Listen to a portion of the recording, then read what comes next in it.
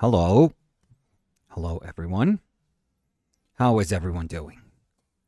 So maybe you're thinking, hey, when are we getting some painting videos back for our patron? And it's a tough one because my shoulder is really bad. Not my painting, not my dominant hand shoulder, which would be really worse, but still the shoulder that I need to hold my brushes, to, grab things. And I have decided that I need to go see a doctor. Very wise decision, by the way. It only took me about 3 months to think, like, okay, I need to go see a doctor. But no, I need to do that. But I also need to rest a little bit, to rest my shoulder a little bit, and to just prop it up. Something I didn't know about shoulders. Like when you have like bursitis, like bad rotator cuff like injury, the shoulder drops, and because it drops, it generates like a ton of tension. So you need to be constantly just propping your shoulder up and pushing it back, which is painful. Like as I'm doing that, that's actually really, really painful, but it's very good because if you let your shoulder drop and just remain there, and that's, for example, what happens at nights, which is killing me. Um, the farther down it drops, just the pain is really, really, really bad. And I've been having like horrendous nights because the pain wakes me up at night. So, not a good place to be. And I'll go back to painting, but I also know when I need to rest my body. But instead of doing nothing except resting, worry not. We're going to do a super nice video today. And it's a video on simplifying. And, this is important for me because a lot of the works that I've been doing and the manner, probably more importantly, the manner in which I've been approaching them has to do with simplification. It has to do with like attempting to understand like the essence of something and taking my time to sort of analyze and reflect upon, what is it that makes up, my subject matter, my object of reflection. Like, what is it that makes it it? And how do I translate those findings into paint? Because you do want to like think about these things. You don't want to like try and figure out this little puzzle, this wonderful little puzzle that where you're trying to just like understand the makeup of things. And I know this sounds like super, super vague, and it sounds as if we're like, otherworldly beings that are trying to understand like the sort of physical makeup of things. But it's not quite the physical makeup of things. It's just how we perceive them. How do I understand how my perception works when it's fed, this very specific stimulus that I'm drawn to, and then take that information and try to see how we adapt that into painting. Like, how is painting useful to say those things? So it's super, super cool when you think about it. And I've always been of the philosophy that you never want to complicate yourself. You never want to just do more than you have to do. You never want to think that something, has to be done with like immense amount of detail, and you have to put like a ton of hours into that painting. If you were to tell me, like, choose one of two paths, one where you are being descriptive of absolutely everything, every little thing that composes, that subject matter that you've decided to reflect upon and then paint. You're going to have to be descriptive and sometimes overly descriptive about those things. Or you can choose a path where, you don't necessarily have to explain everything about that subject matter, but very specific things and display them in very specific ways that can kind of give the sense of whatever it is that you're looking at.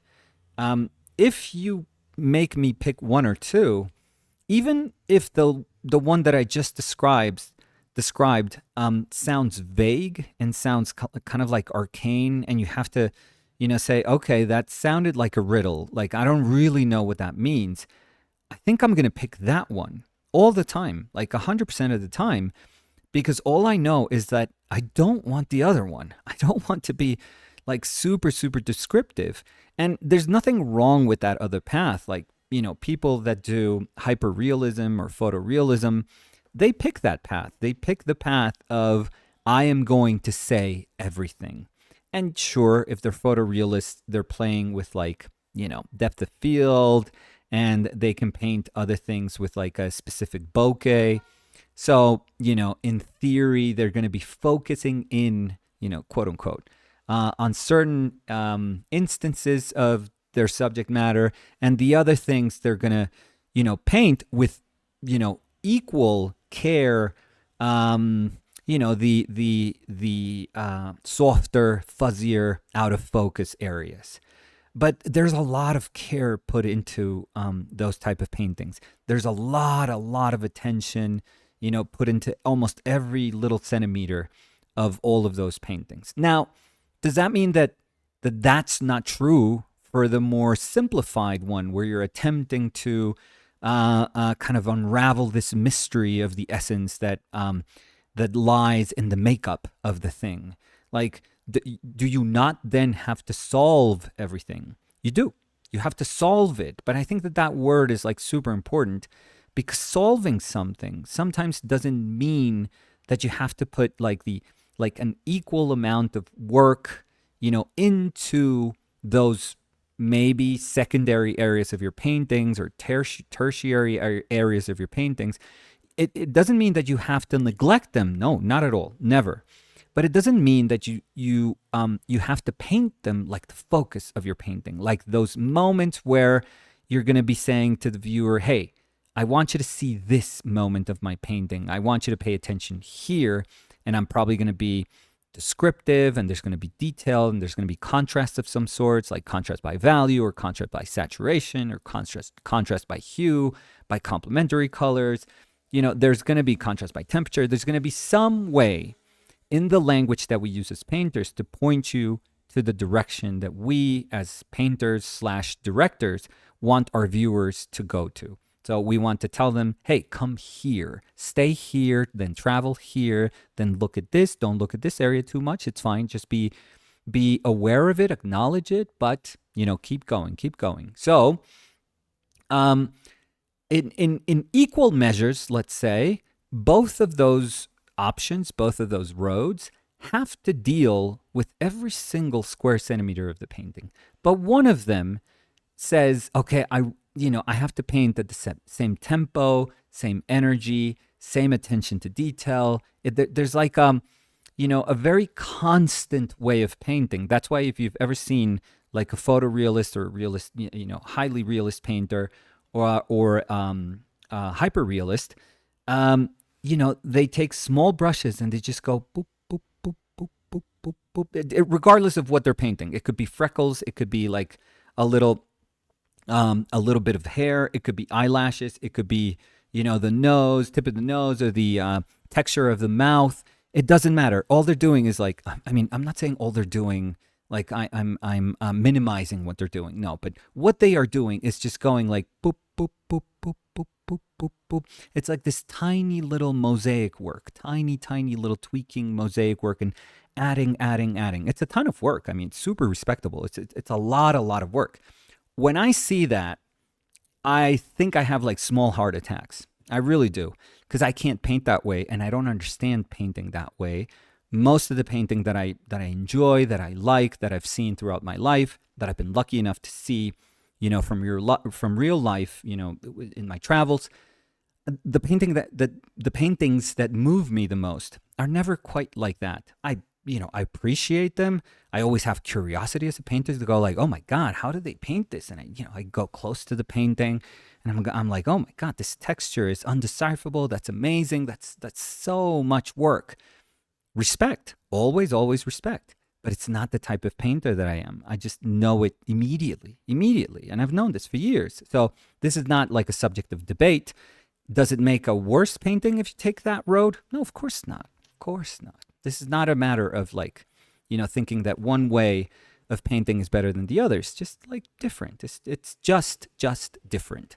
So, when I was thinking of the road that I pick in trying to like decipher these problems and understand the essence of things, this is the painting that comes to my mind all the time. Like when I say all the time, it's like this is the painting that I go to constantly.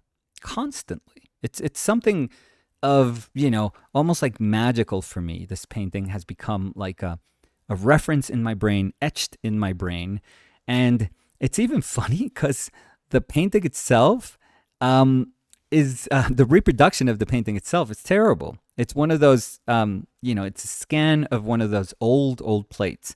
I don't think it's like one of the original plates, because I think N.C. Wyeth, if you don't know who this painting is by, it's the wonderful Golden Age illustrator, American illustrator N.C. Wyeth, when he was doing the illustrations for Treasure Island, and which is around 1910, 1911, something like that. I think that book was published. So, very early 20th century. So he's still very much carrying that late 19th century, manner of painting. So, which is like, in terms of naturalist painting, in terms of the progression, that long kind of, if you step back enough, that swoop that follows like one direction of understanding, like the gestural part of painting alongside the more abstract part of painting, alongside the more academic part of painting, but something that was like, it's almost like a thread, like a beautiful thread of paintings that is propelling from Middle Ages towards the 20th century. He is very aware of that late 19th century painting, which is amazing. It's that's like where that thread just kind of peaks. The painters of that time were incredibly talented, incredibly complete painters. So there's a lot of illustration that's born from this knowledge of what it meant to do like very, very solid, very complete painting. So that's Wyeth's tradition, coming from, I think he was student of Pile's. I should know this. Oh my God, I feel horrible. But I take it as, Howard Pyle being like the father of, golden American illustration. So I'm going to take it for granted that maybe not literally, but Pyle was a teacher of sorts, a guide of sorts for N.C. Wyeth. So this painting to me is just magic. It's just absolute magic. Like, this is as complex a painting could be, because what he's trying to solve here, I have this in a little window. So the part in Treasure Island that he's illustrating says, for my part, as I was not much use at carrying, I was kept busy all day in the cave packing the minted money into bread bags. So that's the part of the text that Wyeth chose to illustrate here. And it's incredible. It's incredible. I don't think I've ever seen like a more enticing representation of treasure in traditional painting, let's say. Nowadays with 3D and digital painting, there would be alternatives to solving this in a much more like eye-catchy way.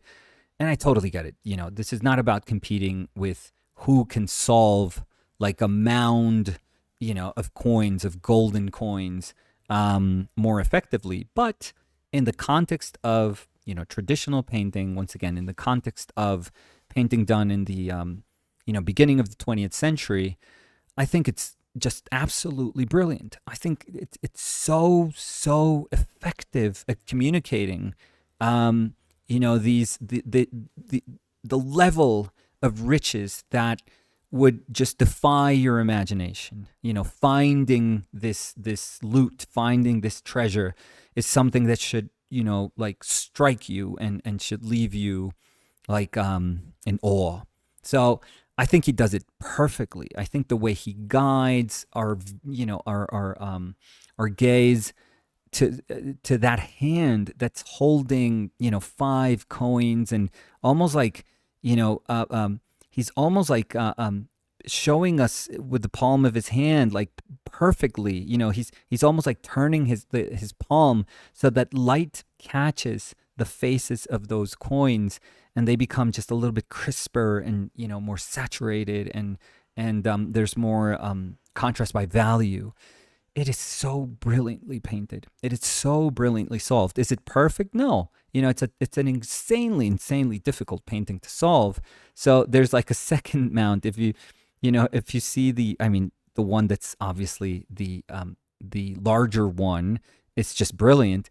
But off to the side, on the right side of the painting, there's like a smaller mound with like this smaller mound with like a little slither of highlights just going down the middle, and it's a little too perpendicular. I think that's what doesn't sell it that well, and I think it's just too little, and it's too much of a little mountain shape, or that's the shape that is being like evoked, I feel. So that one doesn't quite work, but regardless, it doesn't matter. Like what is happening in the important areas of the painting, just the way he leads you into the painting, and then you just immediately are thrusted into the middle of this highlight, this larger highlight that is part of this mound of coins, and then you reach the bag that he's putting the coins into. I mean, that is as good as anyone could have ever solved that, ever. And then when you inspect, and this is a tough one, because I know I have this reproduced in one of my Wyeths. I think it's the Wyeths by generation. I forget. I think there's a generation. The word generation is in that book. And it's a book that has illustrations by N.C. Wyeth and some paintings by Andrew Wyeth and some by Jamie Wyeth. And it's a really, really nice book. And I think this is reproduced there, but I haven't seen it. I haven't seen a good reproduction of it, and I don't know where this painting is. I would love to figure it out, because I would love to see this painting in real life. I've seen a bunch of NC Wyeths, and they never disappoint. They're even like simpler than I thought, which it blows my mind.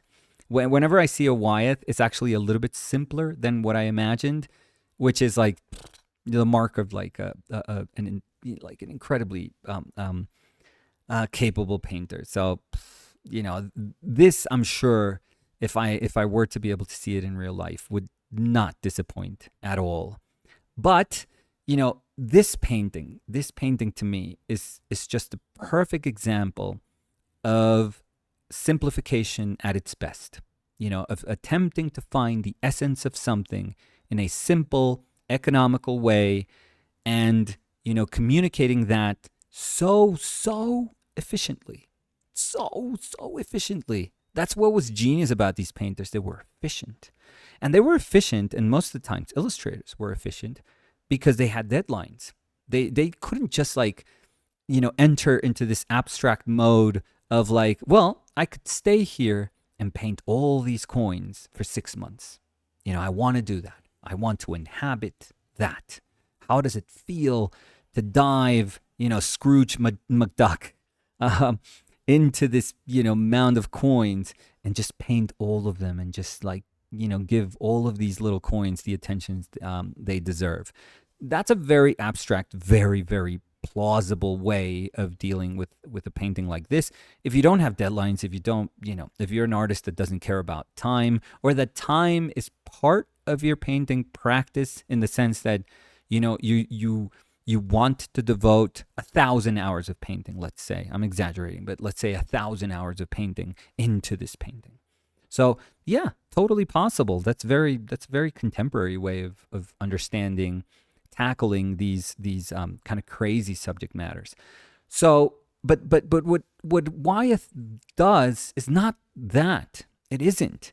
He tries to say, well, what is the way like that I have, like, how do I approach this in a way where I can hint at thousands of coins being there, at so many coins that they would defy your imagination, but I only have to paint not thousands, but maybe dozens. I only have to like be explicit with dozens, which, maybe some of you say dozens, that's a lot. Yeah, but dozens is not thousands. So once again, the two roads. If you ask me, you're going to have to paint thousands of coins, or you're going to have to be super intelligent, but you're going to be painting dozens of them. I'd be like, dude, give me dozens. What, are you crazy? I don't want to spend my lifetime just doing these little ellipses, like trying to paint these golden coins. Like, that's going to drive me nuts. Nuts, absolutely insane. So, to me, in my brain, this is the sort of painting that when I am choosing a philosophy of how to interpret the essence of something, like the makeup of something. In this case, again, unimaginable riches, like all these coins. If you have to solve that as an illustrator, what do?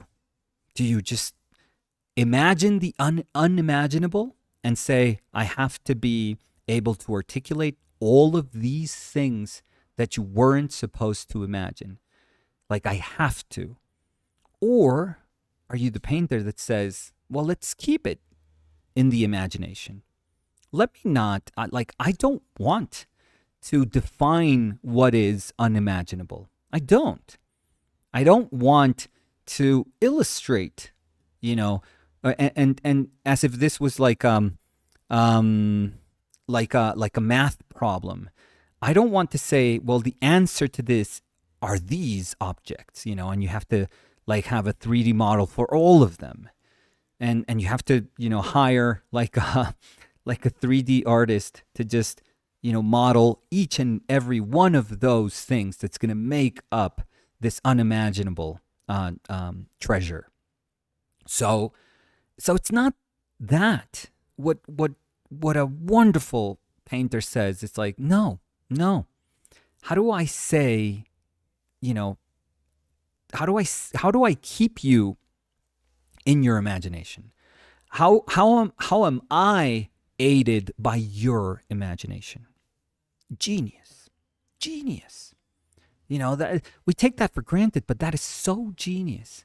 It's like, I know that we often hear this, but it's like, oh no, the viewer completes the painting.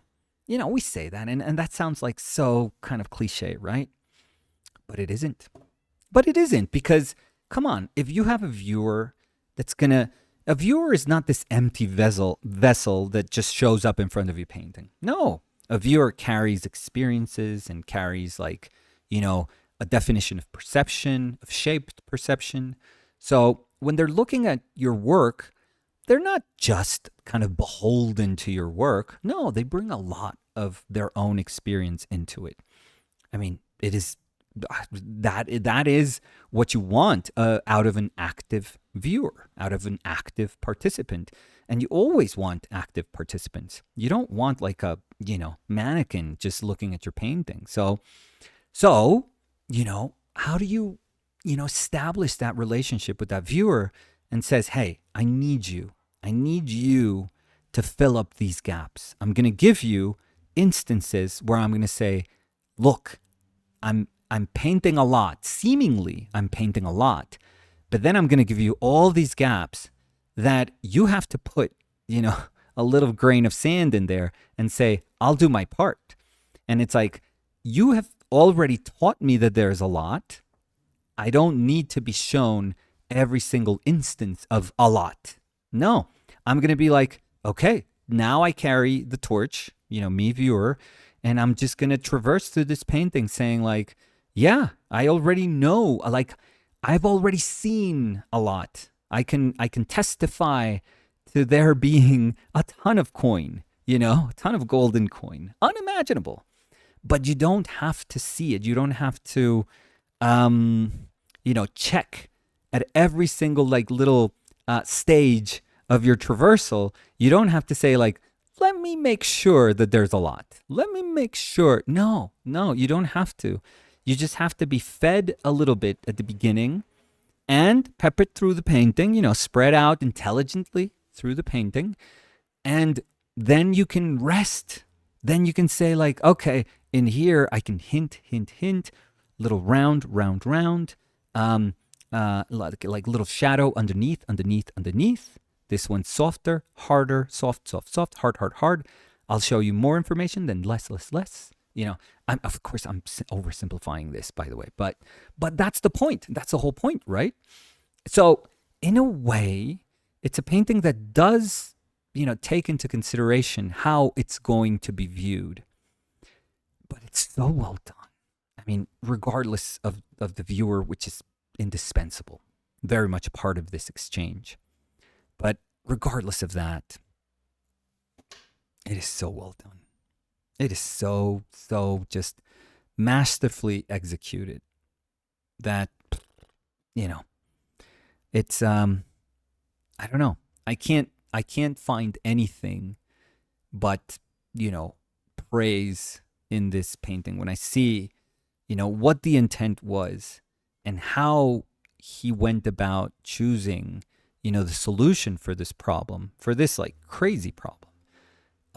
To me, that's like, yeah, that's the magic of painting. That is the magic of painting. Like, I'm not going to need to say everything. I don't need to say everything. I just need to understand the language of painting and use, the tools that are at my disposal, to try and convince you and convince your brain that there are so many riches here. Like the loot is just unimaginable. That's what you need convincing. You don't need just proof. Let me see this. Oh, there's a crown there, and there's like a chandelier there, and look at a necklace here, and look at coin here, and look at this little golden statue here. No, you don't need to like, just like enunciate everything. You don't need to denominate everything. No. Much more intelligent than that. Intelligent in the sense, I'm not saying that the other way is dumb. No, intelligent in the sense that a painter says, if I don't need to do it, why would I want to do it? Like, honestly, if you don't need to, why would you opt to do it? Unless, again, it's more of a personality thing, and the painting that you're solving is also about like yourself, and you're saying like, hey, I am somebody who's addicted to detail, and I find peace in this very meditative work where I just like, paint for 8 hours a day, like these little bits of detail in this form. And eventually, 10 months later, they kind of come together and configure this painting. And so I paint 3 paintings a year, 2 paintings a year. Woof. I mean, woof. That's tough. That's really, really tough. But I'm not saying, I'm hopefully you understand that I'm not being disrespectful to any of that. That's a very much like a personality thing. It's not like a painting thing, I feel. So sure, those ways of solving it are fine, but to me, this is so attractive and it just tickles my brain. The other way, it's like, wow, that's a lot of work. Yeah, a lot of control, a lot of work. And then my brain says, book, we're done. In this way, I'm like, wow, that's a lot of control. That's a lot of work, but not work, like not painful work, but just intelligent work. Just like your brain is going like, how do we solve, like, how do we say this? How do we say this without just going insane? Without saying like, you have a book to illustrate and you go like, yeah, I know I have like 25 illustrations that I need to do.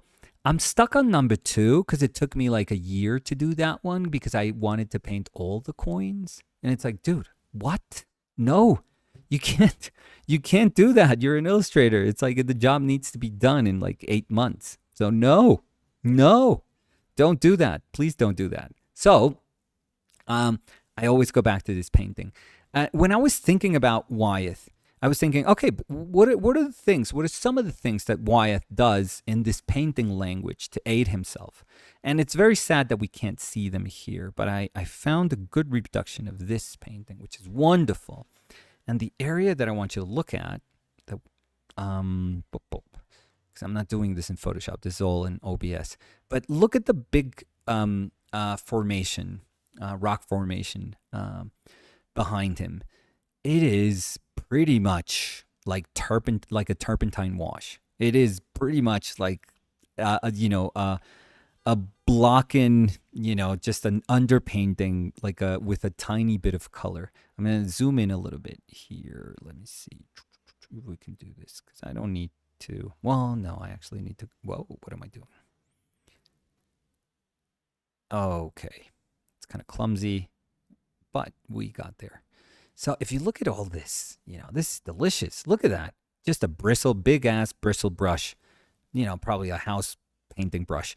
Just whoop, whoop, whoop, like a swooping, brush stroke. And you just leave it and it looks like texture.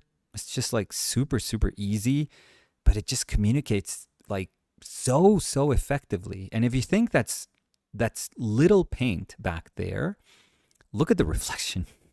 Look at the reflection. That is little paint. That is just very few paint. The brush strokes are smaller, a little bit, so that it's a little more controlled, let's say. But like thin paint, just very, very thin paint. So absolutely amazing. We were talking about being efficient. Oh my God. Wyeth is one of the most efficient illustrators in all of illustration history, as I try to line this up. He's an absolute genius. And I think one of the reasons he is this good is because he's able to understand like the construction of a painting. He was so good. Like, so, he could tell when he could leave something. It's just like, oh, I'll let this little area be, exactly the same as when I was just, approaching it in my underpainting layer as a like very washy block in. This is good. This is good enough. This is all I need. I don't need attention here. I can actually play with the texture of the brush stroke, of the very thin brush stroke, thin application of these strokes. Like, I can use this. He was just a genius at recognizing how to use those moments of construction in a painting. Genius. So, even though I'm speculating, and I hope that somebody out there has seen the Treasure Island painting, I think there's a lot of what's happening in this rock formation behind him. I think there's a lot of that going on in that painting. There just has to be. I've seen enough Wyeths to go like, yeah, I'm pretty sure there's a lot of like this washy underpainting, where he started to describe some of these coin shapes, and then he eventually kind of like fleshed them out in some areas. I'm pretty sure. So this is how I've not quite chosen to paint. I don't try to emulate N.C. Wyeth. There's no purpose in trying to emulate N.C. Wyeth. He's like, a genius. We're not. So, why would we try to like echo some of these paintings? But I try to learn a lot from them, in the sense of like, just be mindful of the construction of your painting, of every stage of construction of your painting. That's the lesson for me. Be mindful of every stage of the construction of your painting, because at every stage, you could be doing something that helps you solve something that's incredibly complex.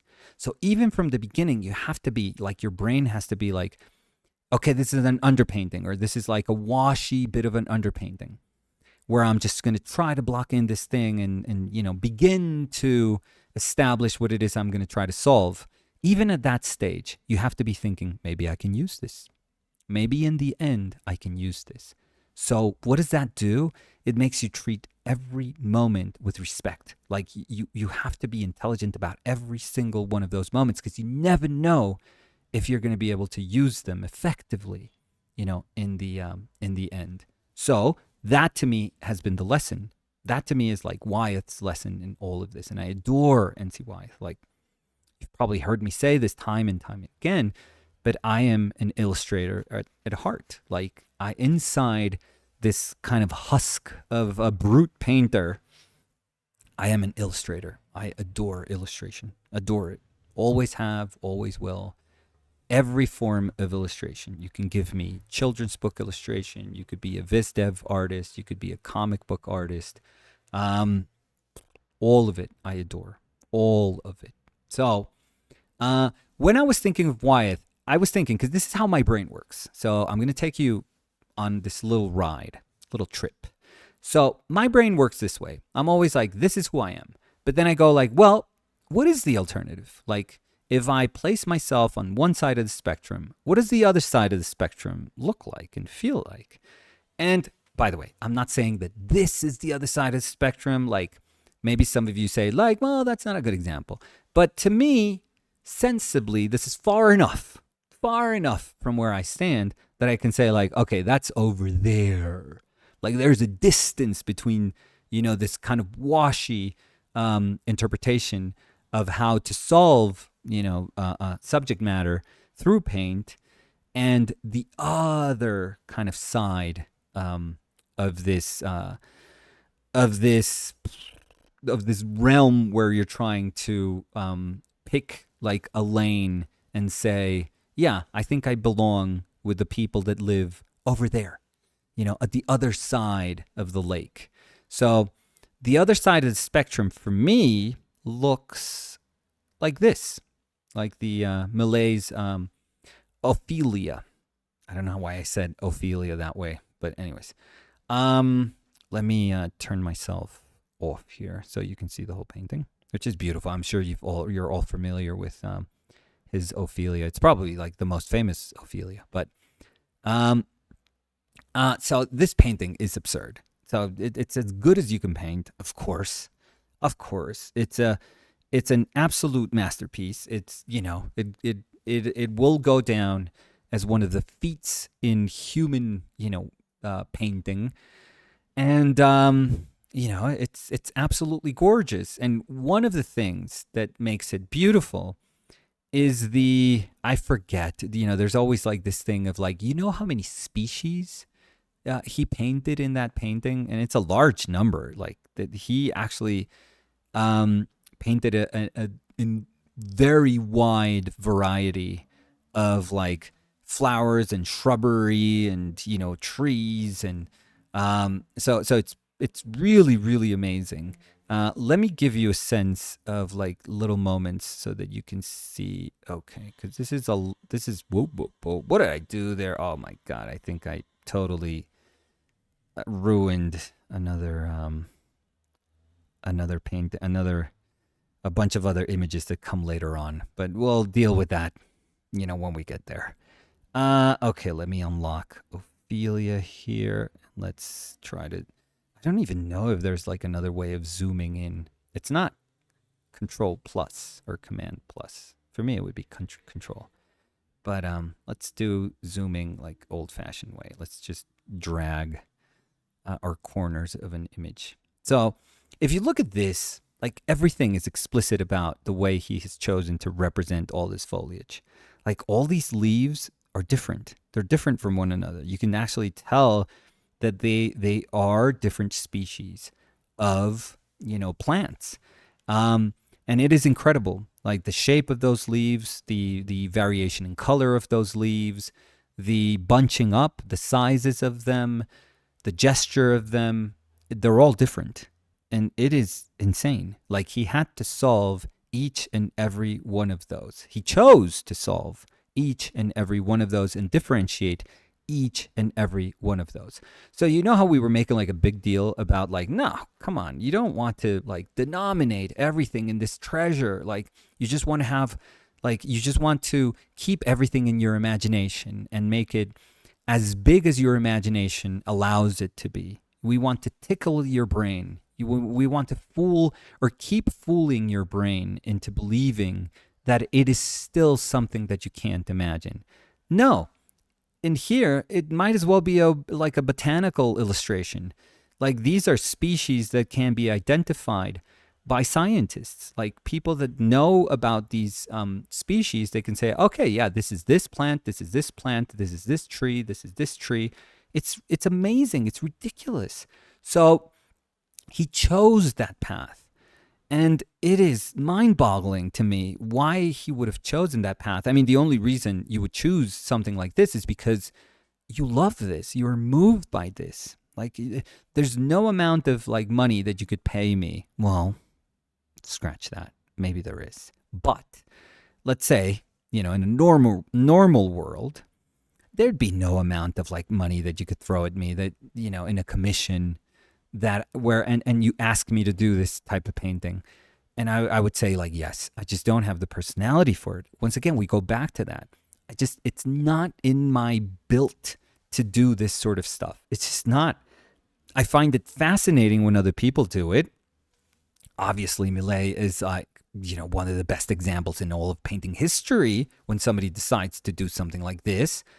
But I'm here as a fan. I just celebrate it and go like, Jesus Christ. I mean, that's when somebody who is in love with painting these things, obsessed by painting these things, this is what a painting looks like when you get somebody just completely enthralled by their subject matter and wants to speak about the differences between every little instance of that painting. That is incredible, but that's not me. That's incredible. So when I was saying like, okay, what does the other side of this shore look like? To me, in my brain, it kind of looks like this. I'm not saying that there's not better examples. Maybe you have like, a ton of other, wonderful examples of paintings like that kind of behave in this way or were resolved this way.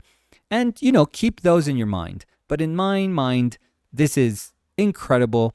But in many ways, I am like almost like a very passive viewer when I see these sort of paintings. I feel very differently because I feel that I'm just consuming all this information. You might as well just sit me on a desk and then just have me wide-eyed and in awe of what I'm seeing because it is so much that I just don't know what to say. Or maybe my jaw drops to the floor. And I'm just like, yeah, I guess I'm just here to look at stuff.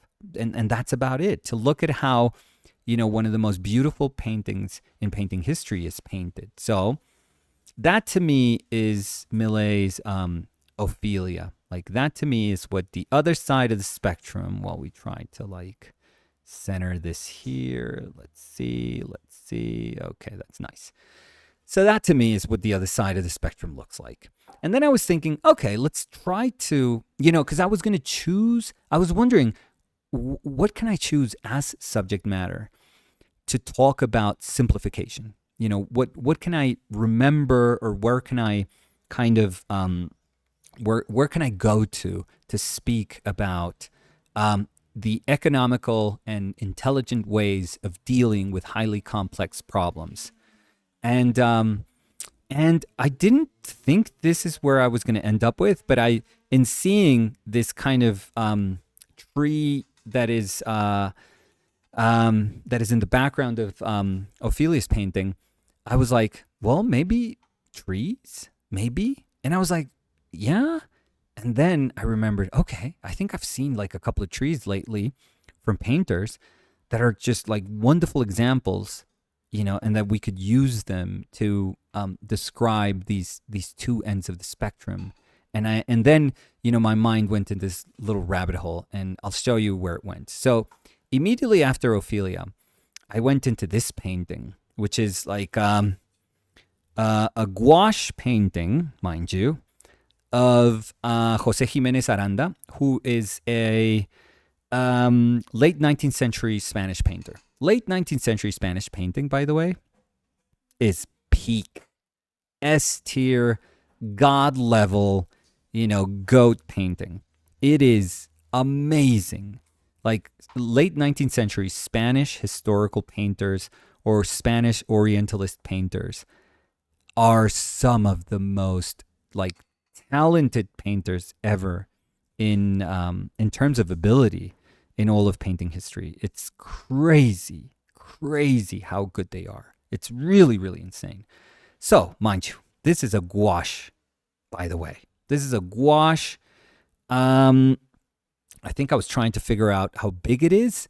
I think it's something close to 19 inches by 13 inches. So, very much a gouache painting. But let me show you. Let's zoom this in.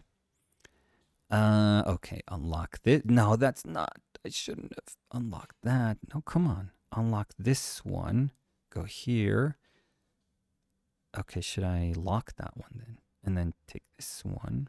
I think we're good. Yeah, we're good. We're good. Totally fine. Under control. Look at all this foliage and light. Because you're probably thinking, he didn't just paint that. That's just like a flick of a stroke, and that's it. No, he's painting all these leaves. He is freaking painting all of it. It's insane. Look at all those leaves. Oh my God. Are they like as explicit as the Ophelia painting, as the Millais painting? No. They're not. They feel impressionistic almost when compared to, the Victorian version of solving the subject matter. But still, these are not like brushstrokes. These are leaves. These are, yes, brushstrokes. I mean, everything's a brushstroke, but it's shaped as a leaf. Like you're drawing those leaves as you put down these brushstrokes in very, very specific ways, by the way. This is very, very controlled. This is not haphazard. This is not like a flick of the wrist. No. This is just pure drawing. I mean, look at these. Look at this little bit of shrubbery. Jesus Christ. Look at the corner of the painting. Come on. That's when you can tell, like, oh no, this dude was looking at everything. This dude was solving everything. Just incredible draftsmanship, by the way. But everything, come on, everything is there. So this is, let's say, a more Spanish version. I mean, Victorian painting could intersect in some way with like 19th century, late 19th century, like naturalist painting. Yeah, there's moments where they do kind of like feel a little bit similar to each other, maybe, but not quite. And if you take what I believe to be the best, okay, this is a commitment saying this, but I think that here I am again, thank you, hi. I think that in the history of painting, so mind you, this is a tough one, because if you take like, Renaissance painting, high Renaissance painting, Baroque. Oof. But to me, in the history of painting, I think the Spanish history of painting is the best history of painting. So I, committed to that. I mean, I've always felt it. So it's not tough for me. Of course, you go like, well, what about Rubens? What about Caravaggio? What about Rembrandt? Like, yeah, there's other countries that have other histories. But Italian, amazing, back in the, Renaissance, high Renaissance, Baroque times. But in Baroque, everything just like, yes, there's Rubens. Yes, there's Rembrandt, my favorite painter. Best painter ever, I feel. But there's also like Velasquez and Josep Rivera and El Greco. So, and you can say, well, eventually in French painting, there is Delacroix. And I could say like, yeah, but there's also Goya. So, and then we reach like, the 19th century and the end of the 19th century, and the Spanish were like, we are going to kick everyone's ass. And they were good. They were so good. I'm not saying that other countries don't have great historical painters. No, of course not. Of course, like, there's Julia Benksur in Hungary. There's Jan Matejko in Poland. There's the Slav epic, in Czechoslovakia at the time with Mucha. So, I mean, there's obviously like insanely talented painters, but to me, I don't know. I think there's a connective tissue from, from the Renaissance, high Renaissance, Baroque to the 20th century. And Spain also has like a very, very strong, 20th century in painting, obviously Picasso and Dali. But I think that if you connect it, it feels so Spanish, and it just feels like you're building on top of what was done before you. Not saying better. I'm not saying like that this is better than an El Greco. No, no, no, of course not. But it just built. It feels like it's all stacked and it's all like pushing together towards what? Who knows? The end of the world. I have no idea. But you push like in unison. It's like, woof.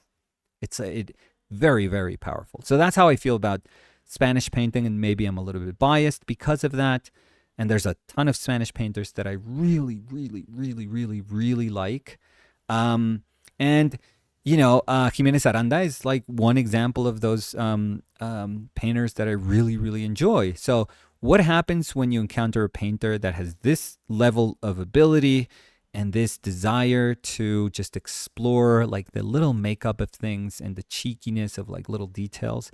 You get, paintings like this tree trunk it could be nothing, and then you suddenly see it and it's like one of the most beautiful gouache paintings that you've ever seen in your lifetime. And or you'll see like these sort of paintings. Let me turn myself off here. I'm not going to ruin this painting, for God's sake. Look at this. Oh, that's me dying in the background.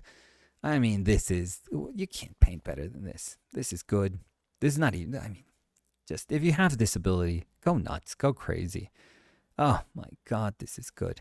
You know which guy I love? I mean, I love the penitent guy that's carrying the cross. Let me show you my favorite dude here in this painting. So, I mean, that back of this guy and that torso. Woof, woof, woof, woof. That torso reminds me of the Solomon J. Solomon Samson painting a little bit. Beautiful. Look at these devout, like crazy people.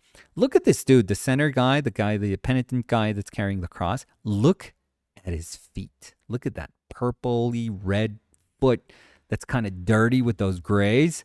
Oh my God, how can you be that good? It's like criminal being this good. But no, my favorite dude. Let's see if we can zoom in a lot on this dude. You're probably seeing the dude now. You're probably seeing my guy.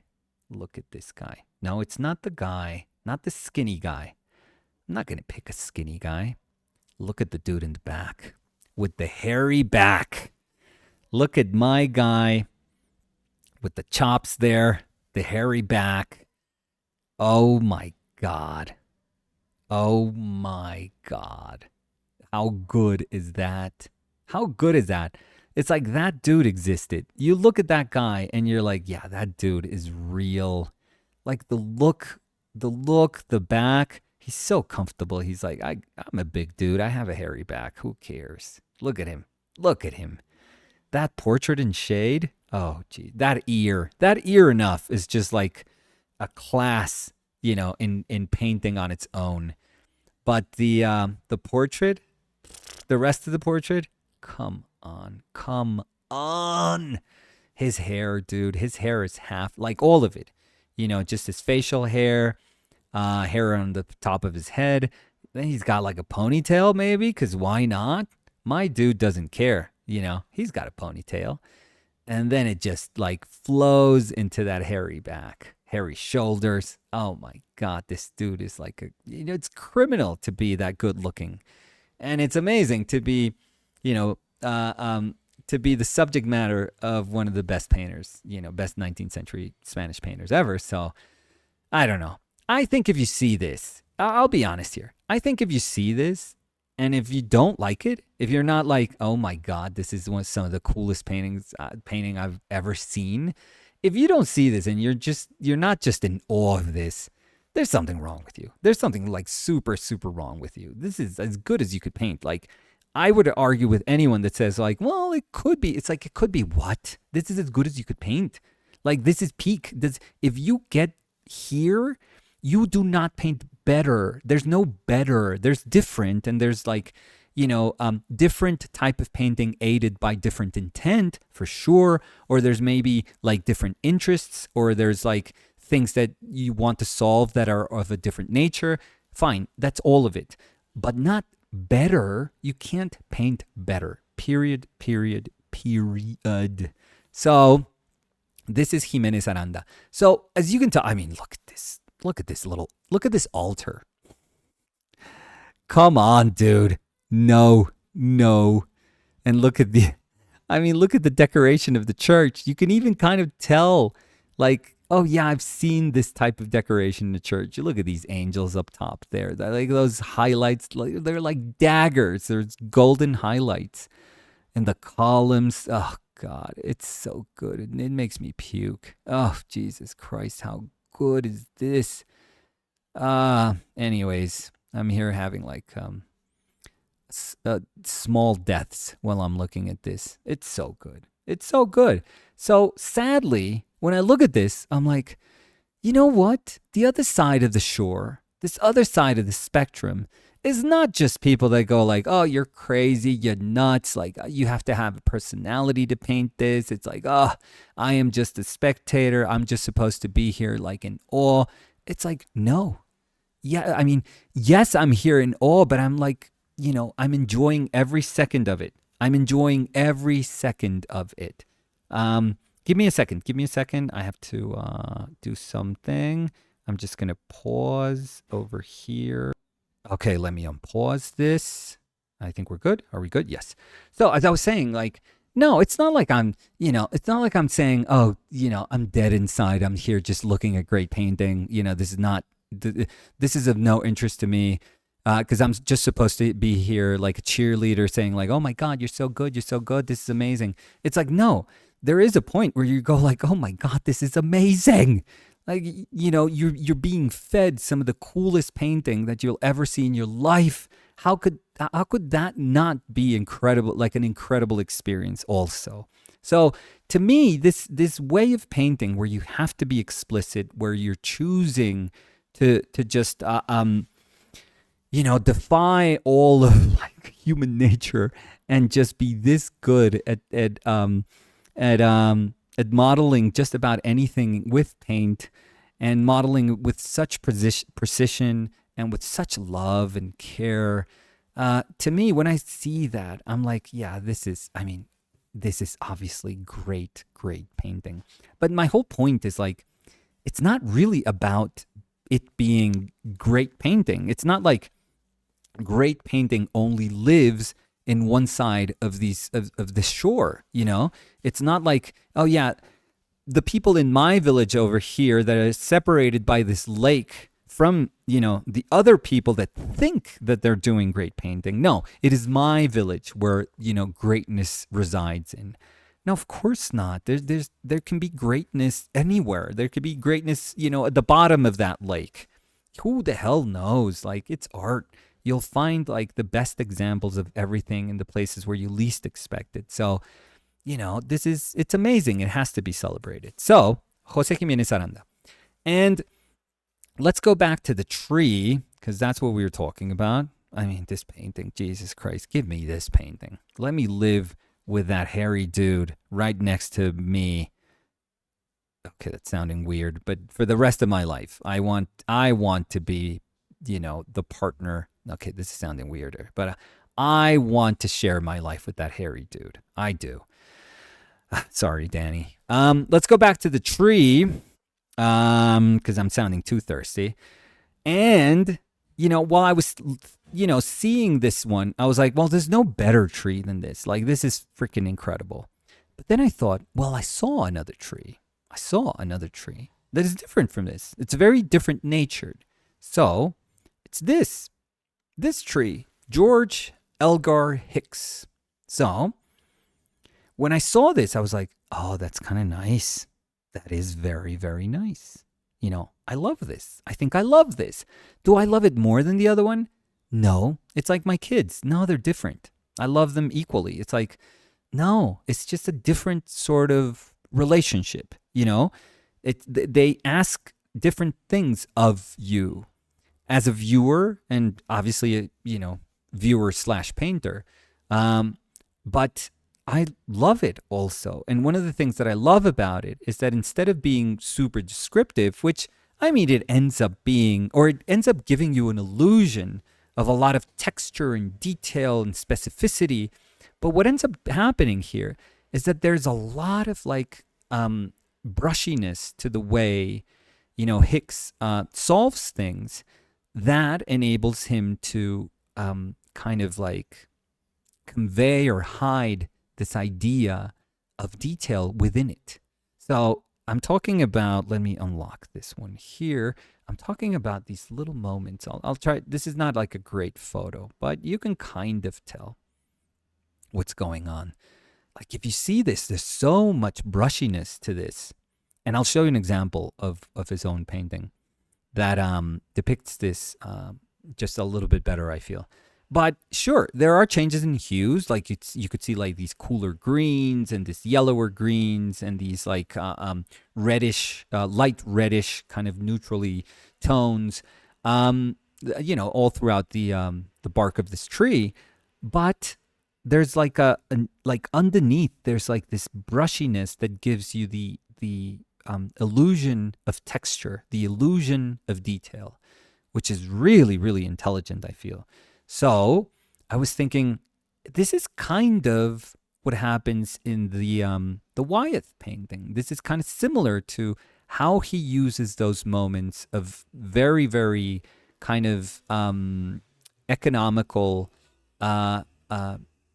areas of paint, where there's very kind of very, very limited bits of paint. It's just like a ton of, solvent and mediums. It's probably like solvent with a bit of oil. And then it's just like these scratch marks from like a very large bristle brush. And that just gives him the perfect texture. And in this case, yeah, it's a loaded brush. So it has a lot of paint and it's kind of dragged down, obviously, answering to gesture and to drawing. So it's very masterfully done, but it just gives like this perfect, beautiful illusion of information. It's an illusion of information. I mean, it's information that is like inherent to a brushstroke, but it adapts itself to the information of the object that is being depicted. So it's very, very, very intelligent. It's really, really nice. And I think I saw this. I think I have these in order. Forgive me if I don't. Okay, so you're thinking, okay, that guy always paints this way. No, he doesn't. Look at this little bit of that bush or that rose. Is this like a rose bush? I'm going to say it is, although maybe I'm being super ignorant here.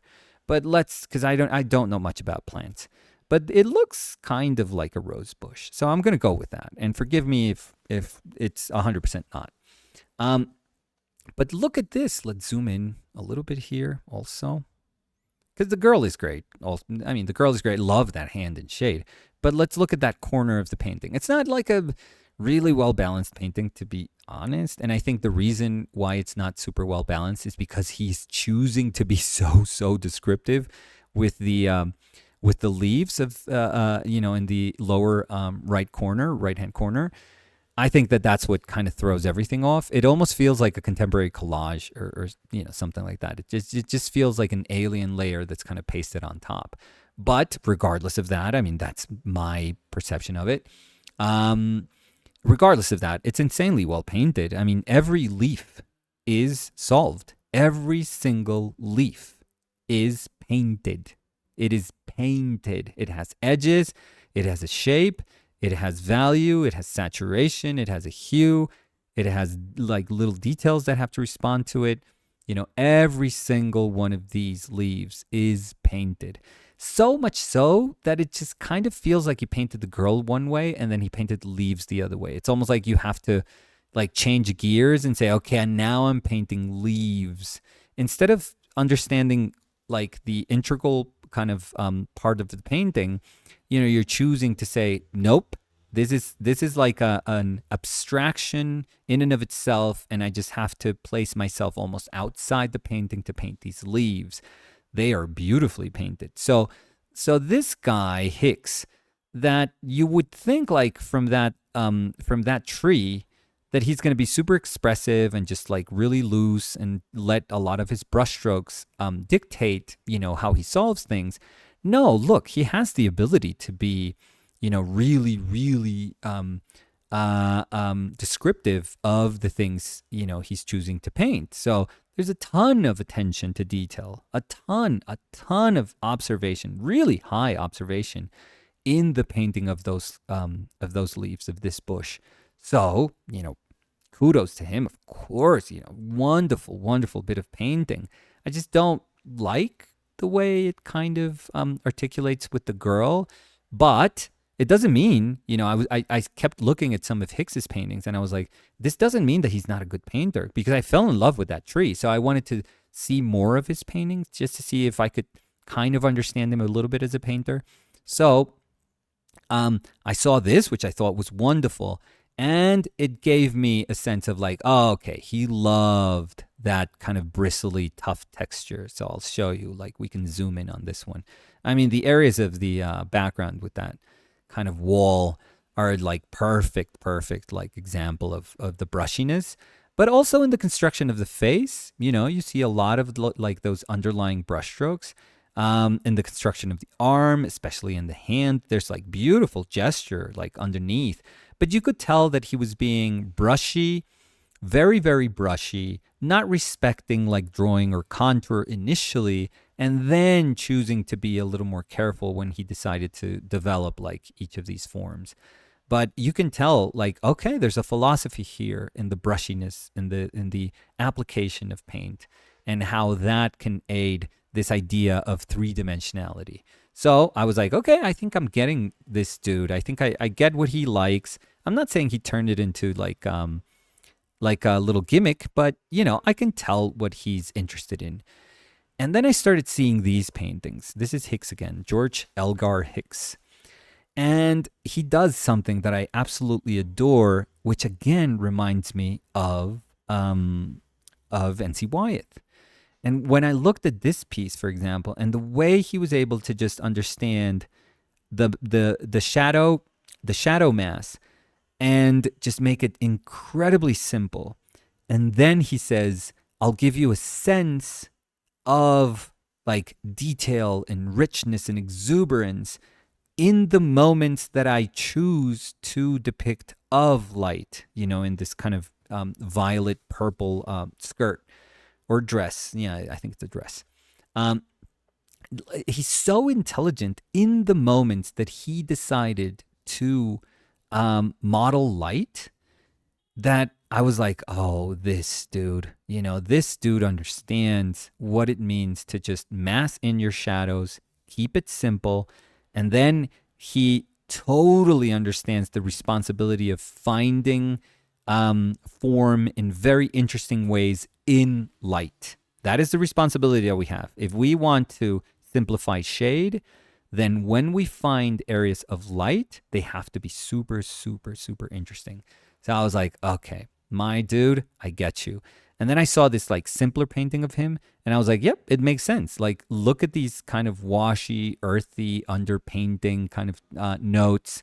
And then all of the bits of form are born from those washier, underpainting bits. And then he just goes nuts with like the application of like chunky paint for light. So he really expanded like the thin part of painting and the thick part of painting really, really wonderfully. So I was like, okay, I think I know what makes this guy tick. And then the last one I found was this one. And I was like, yep, the massing of shadows is something that interested this dude for sure. Because you don't quite paint these type of portraits if that's not something that's interesting to you. Just like 3/4 of a head in shade like that, and then, being responsible for sensibly solving, nostril, like a soft nostril in shade, soft corner of the mouth with a little bit of mustache in shade. The eye, like, trying to evoke the construction of an eye socket in shade, but very, very, very lightly. So with such a light touch that you don't want to ruin your underpainting kind of showing through, because there is a moment where shade meets light. If you go to the nose, the thicker moment, contextually, but thicker moment of shade is just that moment where light kind of crashes into shade, into that Terminator shadow. But as you go into the shadow mass, it just opens up. It's just being more affected by, ambient light, whatever that was in this lighting setup.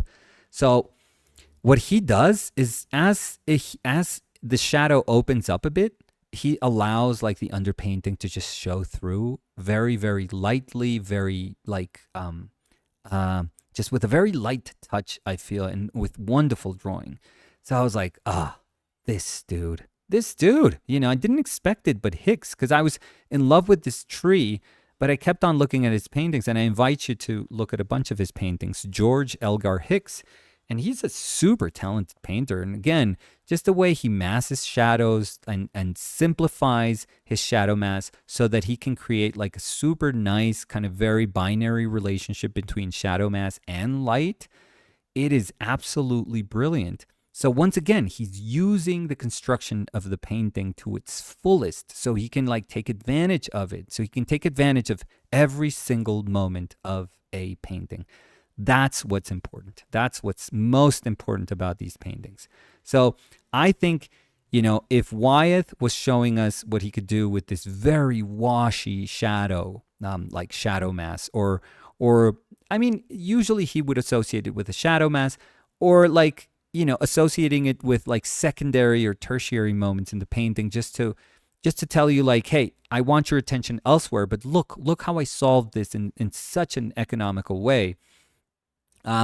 It was very nice to see Hicks with this tree just do the same in light, like saying, hey, I can make brush strokes that are carried with paint, that are like, carried with like these juicy paint. I could drag them down and leave that trace of that bristle brush, on my painting, and use that to convey like a ton of information. And that's when I thought, okay, who else is doing this? Like in another context, but who else is doing this right now? And I remember this guy, and I ruined this because I didn't want to show this one at first. But okay, let's do this one at first. This is Artem Rohovyi.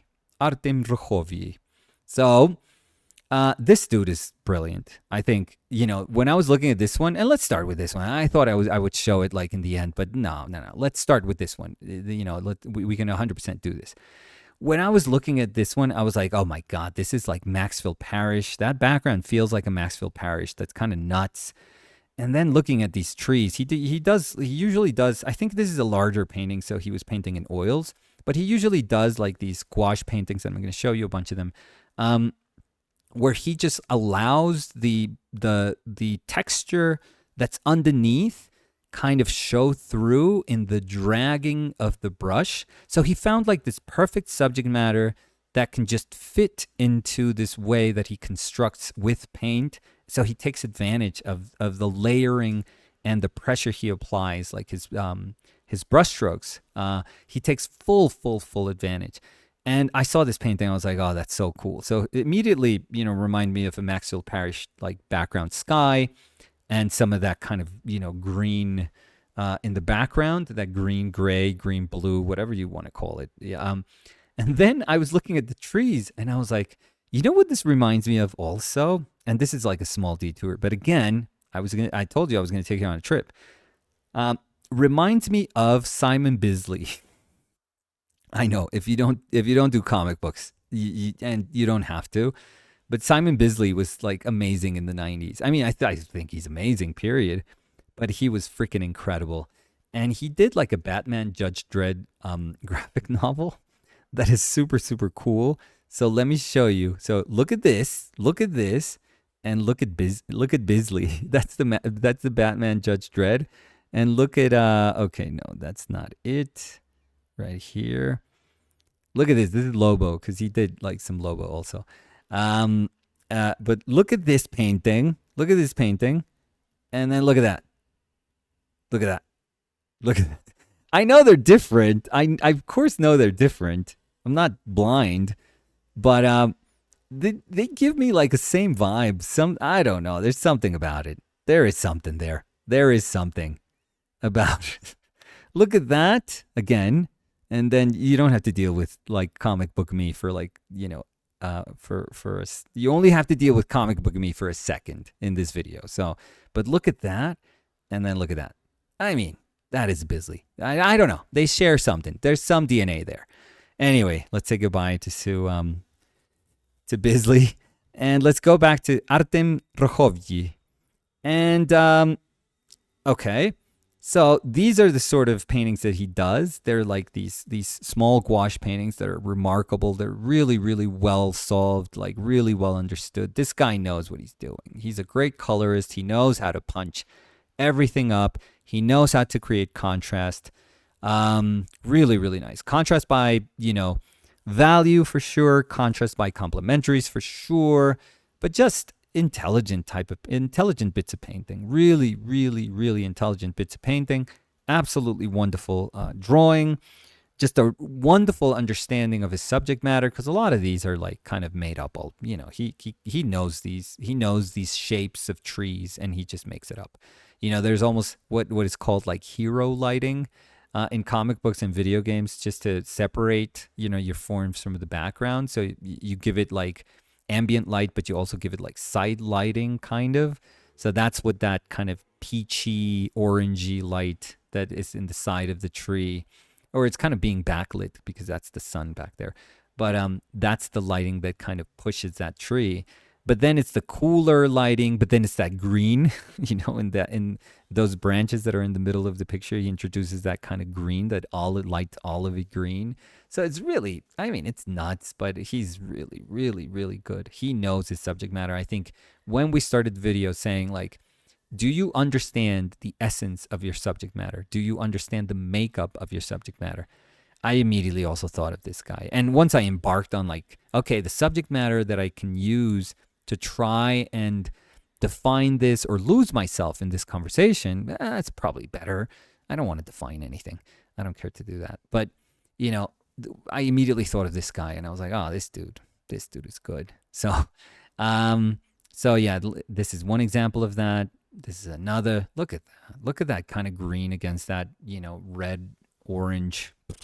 And then those trees, again, contrast by value. Those trees up in the front. And look at the trees that are far behind. Well, not far behind, but behind, that are very much like monochromatic, let's say. They are of a single hue, maybe. It's still affected by light. Jesus Christ. He's so good. He's so weird, but so good. Jeez. Talented guy. I would love to have some of these trees. I think he was selling them like somewhat. They were somewhat affordable a while ago. I think they're not anymore, or maybe they are. Who knows? I'll write to him, because I'm looking at these and I'm like, why don't I have like a tree? I want a tree. It's so good. Oh, look at that. This one's kind of funny because it looks like I think this is pretty obvious. It looks like one of those Michelangelo-like slaves. You could tell that that's an arm, and then, that's a chest. That's the, pit of the arm. And at the other side, that's another arm. It looks like, you know what it looks like? Like a Carlos Guante, kind of monster. One of those Carlos Guante monsters. But this is funny. I think this is him being like a little cheeky with a body being stuck in this kind of tree. But it says tree, but it also, once you look at the arm, like it would be the creature. Let's call it a creature, like a tree creature, a treacher. What would be his right arm, the bigger one, or our left? That's a pretty good arm. Like that elbow, what would be the elbow? That's really cool. That's really, really nice. Anyways, here's more. Look at this. Come on. The guy's a really good colorist. Like, he could punch color. Like, I can't make color do this that effectively, I feel. No, I don't think so. I get it. I understand everything he's doing, but I don't think I can push color to do these things that well. Oof, no, he just does it at like there is an appreciation for hue and saturation at to a level that I'm outside of that. Like I don't get it that well. So, oof. When I see it done well, like that, this is a hell of a painting. Like I would love this one, or the other one, or this one. Like I won't complain if you want to give me this one. But look at how he like drags the color. Look at the illusion of detail. Let's pick this green one over here. So we're gonna have to zoom in here. Old school zoom in with just making our window bigger. Okay, look at that. Look at how he just drags. Like there's so much texture underneath from prior application of layers. Then when he just drags his brushstroke and with a very light touch, like you're just allowing your brush to do the work for you. And obviously you have to have like the right criteria to know like when to hint at shadow masses, when to hint at like form turning. So that's where he's like an absolute genius. He has these like trees sort of twisting and turning and ringing. It's really amazing. It's really, really, really amazing. Really beautiful. But he's a lot of the work comes from prior texture. So, there is like a texture underneath, and then you're just dragging paint with a very sophisticated fine touch up top. Okay. I mean, and the colors are really good. Everything is good about this. This guy's a great painter. He has a thing. I mean, he has his thing. It's a thing. So let's not try to hide it.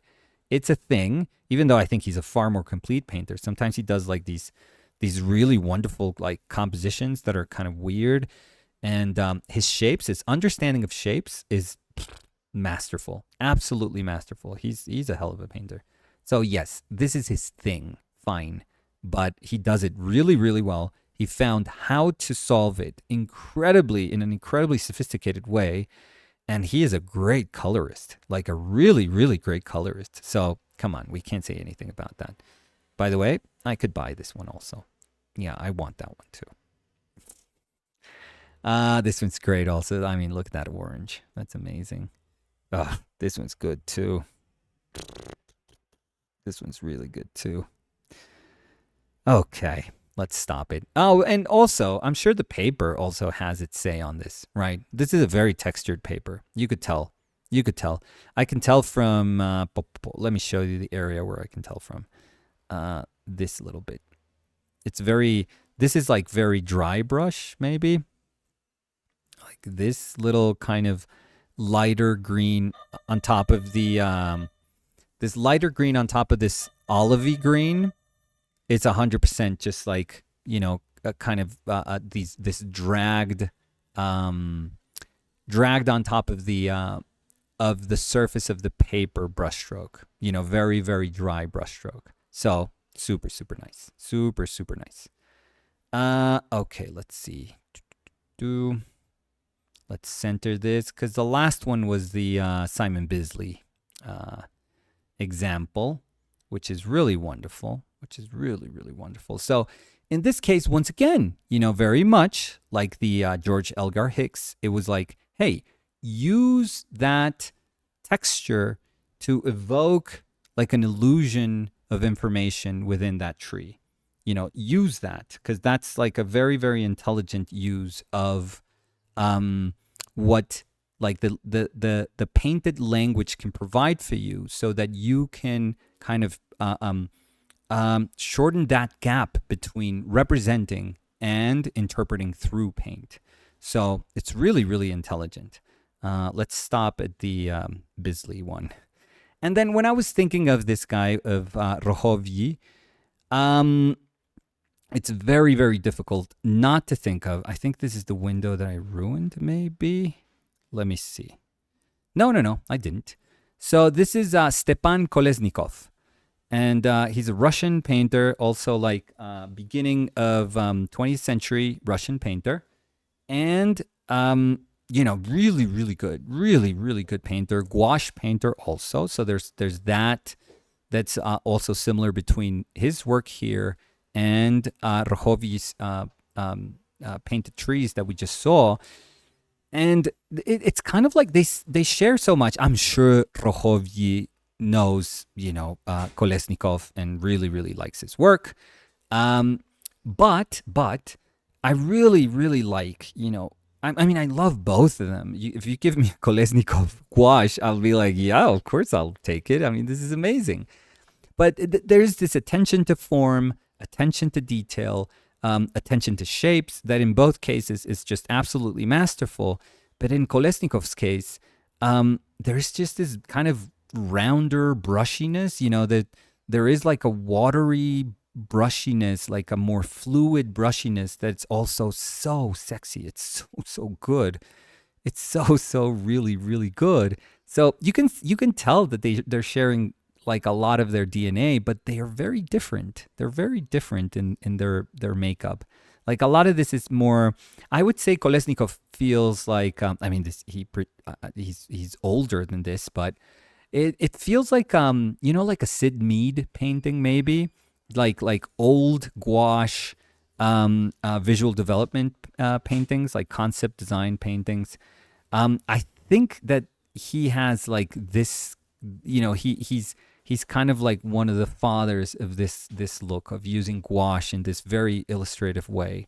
It's super, super nice. And this, for example, is like a great, painting that showcases where I would place myself. Because I can place myself as a fan. So I can see a lot of these paintings and say like, wow, this is amazing. And I want one. And, I'm just going to fanboy all over this painting, and I'm just going to be in awe of it, and I'm just going to absolutely adore it and hang it, and I want to live right next to my hairy dude. So yeah, I am that person. But as a painter, I really love these paintings. I like Kolesnikov's paintings because they're very simple. He's trying to say like, how do I solve these trails of these like wheels in this mud that's being, filled up by rain. Like, how do I say that? How do I kind of convey that without spelling it out, without doing like a ton of like little detail, a ton of like little notes to be explicit about it? Like, how do I convey that? But just through paint, it's a reminder. I think in Kolesnikov's case, I mean, I'm not saying in the other painters, like the idea of painting was hidden. But I think in Kolesnikov's case, it's a reminder of like, hey, just remember that you're painting. It is a painting of these things, but it is a painting. Like ultimately, what you want is for people to know that you decided out of all the things that you could have expressed an opinion, of through, or an opinion through any of these languages. So you could have done it by writing a short story. You could have written a song. You could have taken photos. You could have made like a model in clay. You could have done anything, but you decided to do it through painting.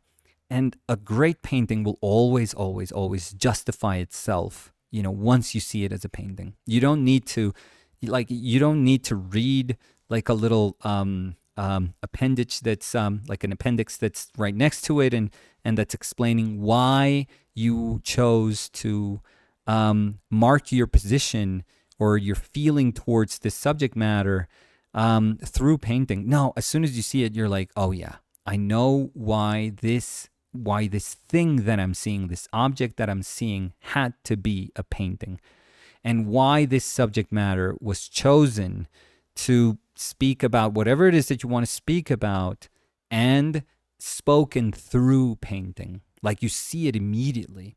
And I think there's a reminder of this in Kolesnikov that's a little bit clearer for me. And then when I see this, for example, this is very much like he goes full Russian with this sort of painting. This is very like, fetching expressionist almost. When he does this, I'm like, yep, I think I'm a painter that first is about paint. I think so. And then when I place myself, as a painter that wants to speak through paint, that wants to do, everything that I want to say it through paint. When I realize that I am that sort of painter, I realized that I am somebody who's willing to use like the spectrum, or as much as I can, get from the spectrum of the creation, of the construction of a painting. I'm willing to use all of that to come to my aid in hopefully conveying, why I was moved, by that certain subject matter. So I want to use, all the steps that I can in the making of that painting to see if I can get, the most out of it, to see if I can get like a hint of information, or to see if I can get, in my case, it's a very dry, brushy, first application of paint.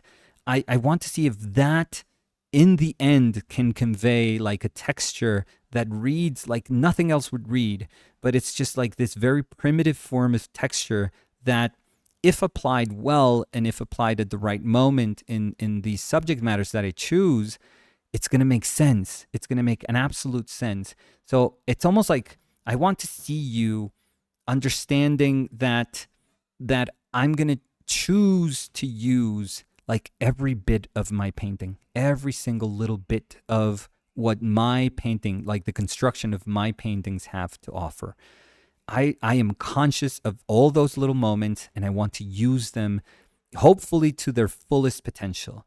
Hopefully. So I think that when you shift like your attention, when it's not about, I need to paint like an unimaginable, treasure, like a mound of coins that you can't even count. You cannot even if you wanted to, you can't rationally. And let's go back to Wyeth. We started with Wyeth. Let's finish with Wyeth. Over here. Yeah. Why are you over here? Oh, did I not center Wyeth? Come on. I haven't lost my train of thought, so don't worry about it. Sometimes I do, and I'm like, well, where was I? No. So if I think I was talking about like shifting the way you solve things. So instead of saying like, okay, crap, I need to solve how I'm going to say, how I'm going to depict this mound of coin that is something that you would have never been able to imagine. This loot, this treasure that just would drive you insane, if you saw it in a cave, because you don't have enough lifetimes to spend all these riches. So I have to solve that. So if all I'm thinking about is like, okay, how do I say mound of coins? How do I say this? And if I just think of my subject matter, and if I just say like, okay, it has to be about golden coins, how do I say that? What I think is like, if you take, yes, that, because ultimately, yes, that is the origin of the problem that you need to solve. It is your subject matter. But if you take that and then you say, okay, paint, come to my aid. Like underpainting, come to my aid. Brushy moments, come to my aid. Like chunks of little paint, come to my aid. Dragging these brushstrokes, come to my aid. If you say, okay, I think I can say those things, and then I invite all these manners of painting, all these like little bits that make up our language. And if you bring all of those together and say, okay, you guys try, like, help me say these things. How can we say these things as efficiently as possible? That to me is genius. That to me is when painting becomes like this thing that just, once again, like it justifies itself. You don't need to read anything.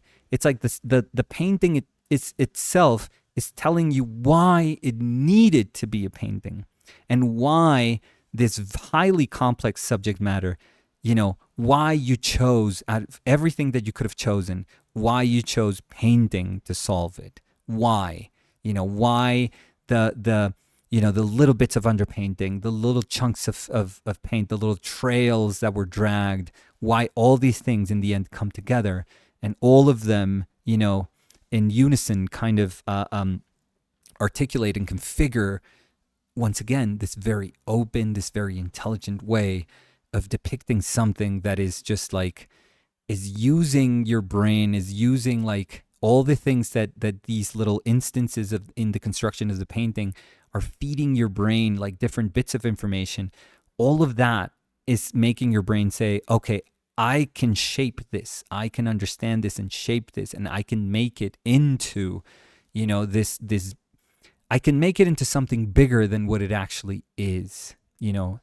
What's in the painting is just almost like a proposal, like a very, very elaborate and very intelligent and very eloquent proposal. But it is a proposal, and then you grab it as a viewer. You take all of these little bits of information, all of these little, again, bits that come from the construction of the painting, and you just tie them all together. And then you say, yes, I think we both, painting and viewer, have configured, this idea of this thing that cannot be measured.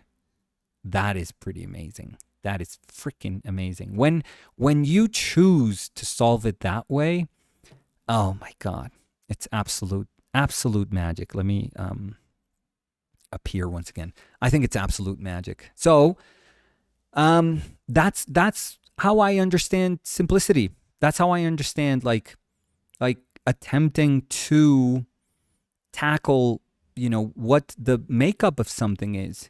It's not so much that you want to, I don't know, you see grass, like a field of grass, and you're like, what is a field of grass? Because it's not just little spades of grass, right? What is a field? What is foliage in a tree? It's not just little leaves hanging off branches. It's foliage. There's unity, to these things. What is a mound of gold? It's a mound, So there is a sense of unity to these things that is very, very sexy. I mean, it's really interesting to try to solve some of these things. It's wonderful.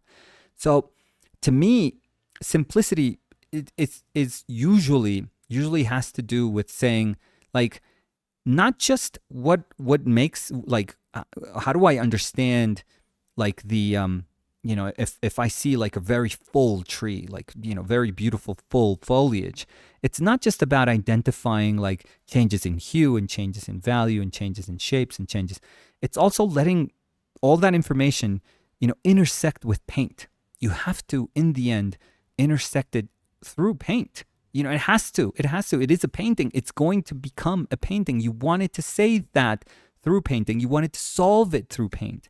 So paint is as equally as important as whatever it is that you're trying to solve, whatever mystery that you want to unravel. Yes, that's a beautiful thing. That's a beautiful reflection, and that should be done, of course.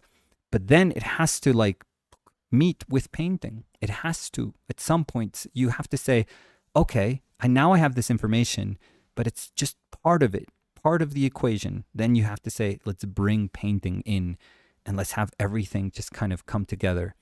The best of painters, the best of paintings do that.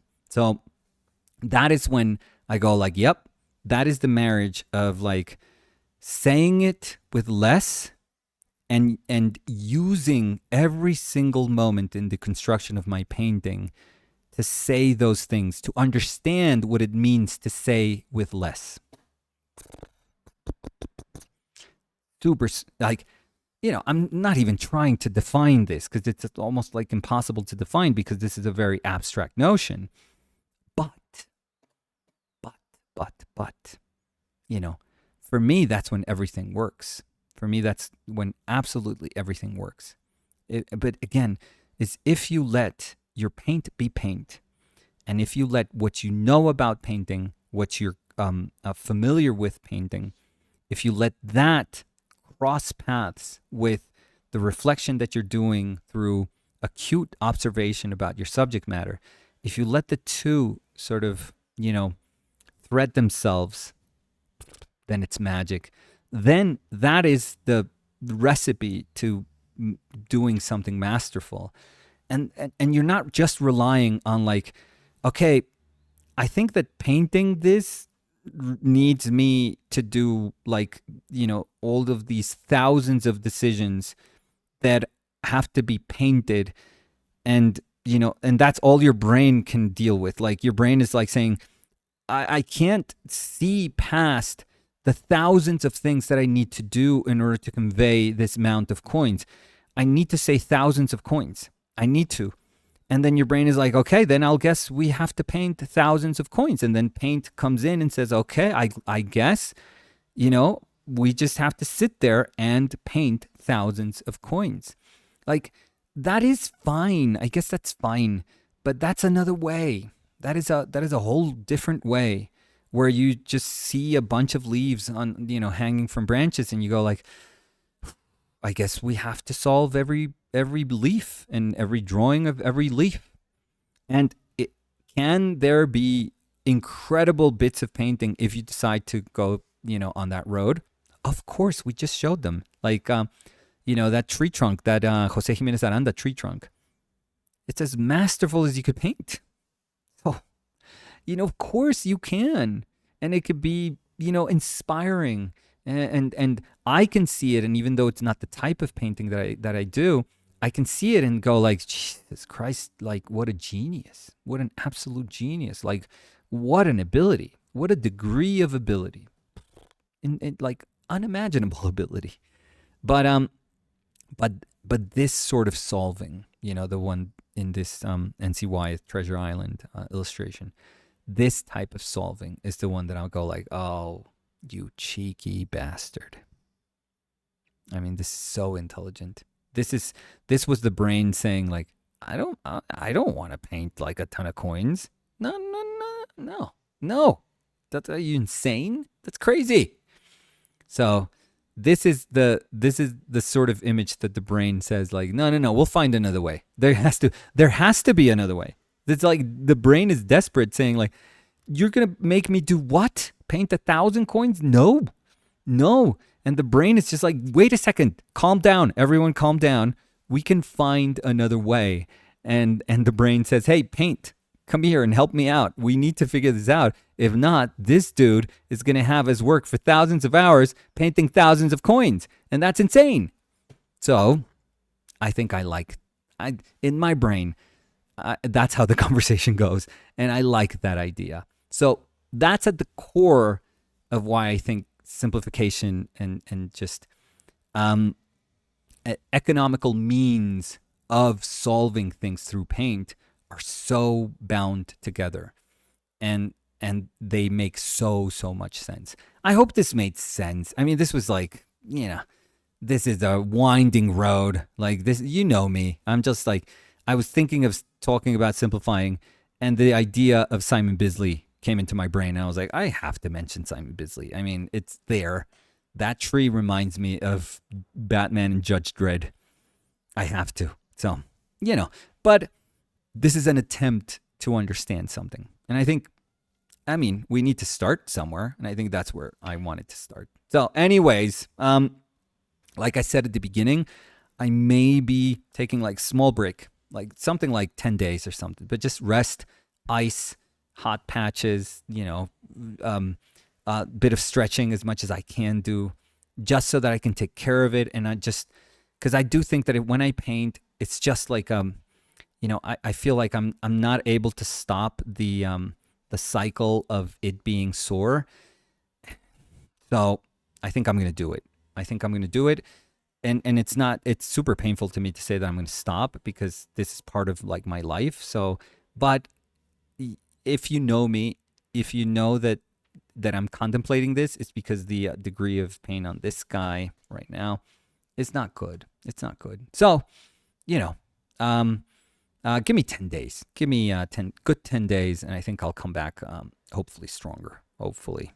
So, anyways, we'll see. But thank you for being witness once again to my blethering and my rambling.